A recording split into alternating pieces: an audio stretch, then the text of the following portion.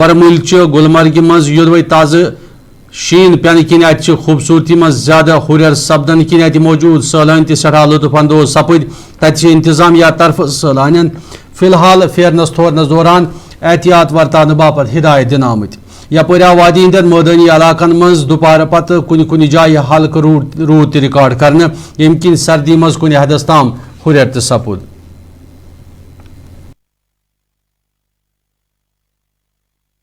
बहुत ही बढ़िया अनुभव यहाँ मुझे देखने को मिला। हॉस्पिटैलिटी बहुत अच्छी है, लोग बड़े अच्छे हैं और जो जगह है बहुत अच्छी है। वो लोगों से मैं मिला भी और जो है जगह जगह मैं गया तो मुझे बहुत अच्छा अनुभव हुआ ये। सर मेरा नाम रवि मिश्रा है और मैं लखनऊ से आया हूँ और 3-4 दिन से मतलब मैं यहाँ पे हूँ। तो मैंने गुलमर्ग देखा, अभी यहाँ द्रंग वैली में हम हैं तो यहाँ पे मतलब बहुत अच्छा एक्सपीरियंस है, एकदम नेचुरल है, काफी अनटच्ड है ये एरिया।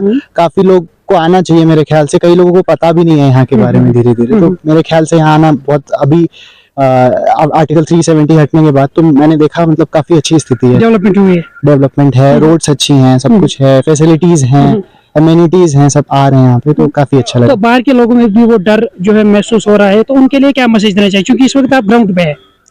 सर पहली बात तो आप जो काम कर रहे हैं इससे भी काफी डर कम हो रहा है, प्लस हम भी जब जाएंगे तो जो टूरिस्ट के साथ अगर अच्छा रहता है तो वर्ड ऑफ माउथ के थ्रू वो और लोगों तक जब बात जाएगी तो उनको भी मतलब अच्छा लगेगा और वो आने की कोशिश करेंगे यहाँ पे। Thank you. जिस तरह से हमने यहाँ पर पर्यटकों से बात की तो उनका ये कहना है कि वादी कश्मीर के साथ साथ अगर हम साहित्य मुकाम गुलमर्ग की बात करेंगे तो जिंदगी में एक बार जरूर आना चाहिए और यहाँ की इन पुरफिजा वादियों का लुत्फ लेना चाहिए।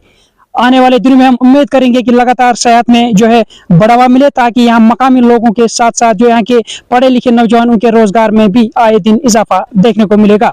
आदिल डार, वॉइस टीवी उर्दू, द्रंग, गुलमर्ग, कश्मीर।